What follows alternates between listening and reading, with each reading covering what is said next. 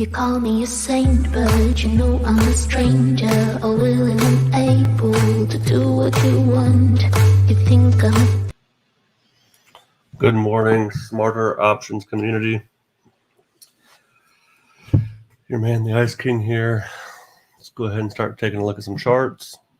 I have comments up for anybody that wants to ask questions. You can see that the ES here has pulled back, but not by a ton. Okay, we have lost the 9 EMA, but let's say it's trying to recover. If not, we may go a little bit lower. I'd watch Amina's alerts for her levels. For the ES, really, it's more about supply and demand than it is about support and resistance levels. Remember, guys, all supply and demand will act as a support and resistance, but not all support and resistance is supply and demand. Okay. For those of you that don't know what supply and demand is, demand would be your support, supply would be your sell. Okay, but it's institutional selling and buying. So what she is looking, so like right here, this is an area of like consolidation, and then it rockets up. So when a big move like that happens, right, that was an institutional buy. I mean, people like us, retail traders, did not make this go up like this. So there would be a demand zone right here. Okay, which is why when this came down and touched it, which let's just go to the 15-minute chart to make this a little bit easier to view. Okay, so there's a supply zone or a demand zone right here. So, which is why when this came down and touched it, it instantly got bought back up. And let me just explain that to you real quick. So the theory is with supply and demand, right? So you have a demand zone here, which is an institutional large order buy. When an institution buys, there's orders there. I mean, so they put in a $500 million order or a $200 million order, whatever, right? The assumption is that not all those orders got filled.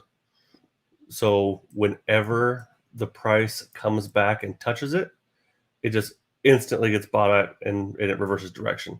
That's why supply and demand zones are so effective.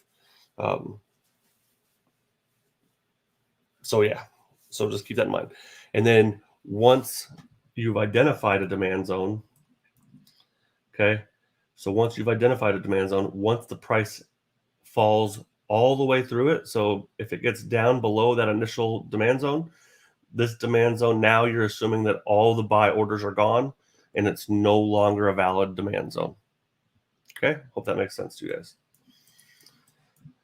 Anyway, hopefully I'm sure we're gonna have a bullish end of the month here, and then the next month, I don't even know how you call it a bullish rally because it's just been ridiculous.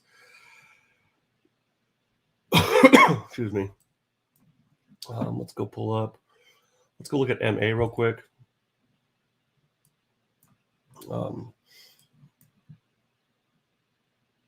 had a large sell the other day, at the end of the day yesterday, but I will tell you, I have two calls on this, one for this week, which is a little bit more risky, but I'm looking for some bigger gains. I really think we have a chance to get back up to that 330 area, okay, which is going to be this resistance level right here. But I really think we have a chance to get back up to 330. Hopefully, I'm thinking this week, maybe even today. Okay, so that's what I'm looking for to show you guys what I'm looking at here. So we go to MA. Okay, so I'm looking at dark pool summaries. So I may ignore this. This is just showing you. This is showing you some large, some different sell orders. But that's not really what's important. I'm going to go to the dark pool sentiment. Okay, so this is the amount in millions. This has been getting bought up like crazy. Okay, and if we go and look at the option summary, we can look at weekly sweeper levels. Okay. Someone just bought a $420,000 call at 320. So they bought a 320 call for 420,000. And then there were there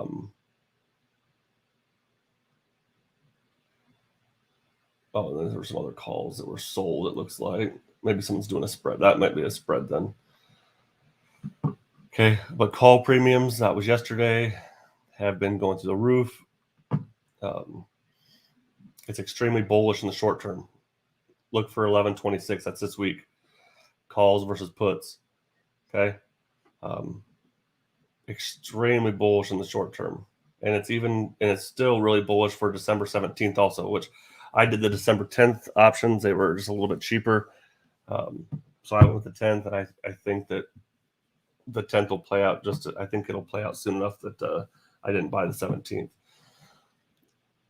Like I said, bigger buyers will buy on the 17th because those are the monthlies, right? The middle of the month is the monthly options. I was buying a weekly contract, but I'm not concerned about it. Okay, so someone's got 310 calls for this week, 300 calls for this week, 320 calls for December 17th. So anyway, people are very bullish on MA in the short term. We just saw Visa take a nice little rise yesterday, so it makes sense. Okay.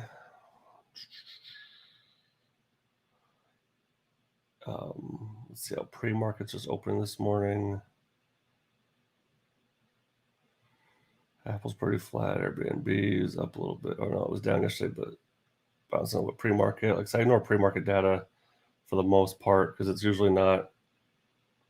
It usually doesn't agree with when the market opens. There's such little volume in the morning. A lot of people don't know how to trade in the morning. They don't know how to trade pre-market. Okay, you guys saw I dumped my Mara. My Mara yesterday. However, it is up this morning just a little bit.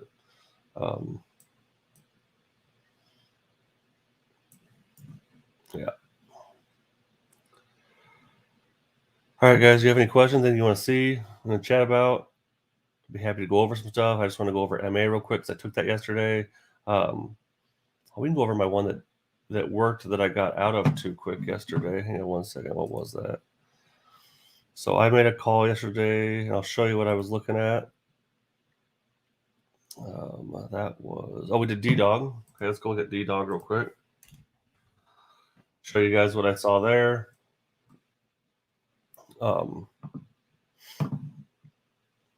Which I think we bought it around here. Okay, but what I was looking at was this has been in a consolidation range for a long time, and yesterday on the 1 hour chart, we were getting pretty weak. I was trading off the 15-minute chart, but we saw this MACD crossing the zero line. You guys know I love to trade that, which to me was a strong, right here it was all around the zero line, right? But nothing real strong. Then it came up, and now we got a stronger move down, which to me looked like that meant the support wasn't going to hold. And I told you guys we had a gap to fill. Okay. So I think that's what we're on our way. So we failed the support. We came back up and retested for resistance. The resistance held, and now we're going lower. And now in pre-market, we're at 175. Okay. So we'll be up this morning on those runners. Like I said, I still think we have the potential move to get down here to 168. So I think there's still probably another $7 move. I think we'll go down and try and close that gap today. But then we see. Okay, so I do like D-Dog still for the put. I did a 170 put. And I honestly didn't know exactly how long this was going to take. So I did a 1217 call. It had a lot of volume yesterday. Probably should have done something a little bit sooner. But with this coming down, and with that being if that gets to be in the money a month ahead of time, it'll have a nice value to it. Those runners will have a nice value. Hang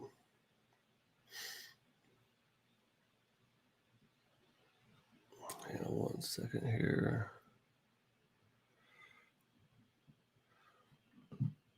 Okay. What else did I take? We did, TSM, that was the other one. Okay. I took that call yesterday, like right around, I think it was right around this level right here. Okay. I honestly didn't think it was going to go up anymore. When we got this green candle out, this is when I bailed on it. This is when my option got below $1.50, which I had set as a stop loss. It triggered. I think it filled at 145. But if I hadn't filled that and just been a little bit more patient. So let me just show you guys what I was looking at here. We were hitting this previous peak. So we had broken through these resistance levels. Okay. We'd gone up. I truly thought that we would cap out right here, which is where I took it like right here, and it passed this and even went up to 128. But I was thinking more it would hit this as a resistance right here and need to pull back for support down to the like 125 area. Weekly pullback with where we bought 126 puts, right? Pulling back to 125, it would have been a little bit of the money on a weekly. That $3 move would have done well for us. And, Brian stayed in. I know him for sure, at least stayed in, and he ended up doing just fine on it because we bought those for $1.76 and they got up to, on this first pullback right here, they got up to 260, 280, something like that. So they did just fine.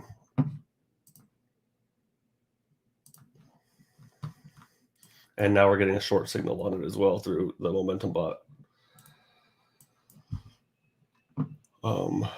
Data breakouts, it hasn't broken down far enough to where it would take a short yet. Currently, his analysis on this particular stock is not to take a position. Like I said, that's what I was playing today. I was looking for this move down. Okay. And then I told him like around 124, I told him actually it was like right here on this red candle. I said I would go ahead and close that out. Everything was like at 260 at that point. Because I said there's going to be support down here. Now that support I was talking about was, here's a demand zone. This was a big buy. Okay. And I could have gone as low as 124. I said, but there's going to be support right here, and I'd probably get out. He did. I said he went from 174 to 260. And sure enough, it bounced, and now we're coming down lower. Like I said, it looks like we're going to keep failing. We had a big sell right here. Once it gets through the zone, it will pull back lower. Okay. But it is starting to look weak. So maybe I'll play it again today. I'll be watching it. Okay. If you guys have any questions, anything you want to see, please say it now. Otherwise, I'll be around the room today. I'll be looking for setups. Be watching dark pool flow and charts. Trading off of all of them. So, all right, guys, no questions. Good luck today. Holler at me if you need me.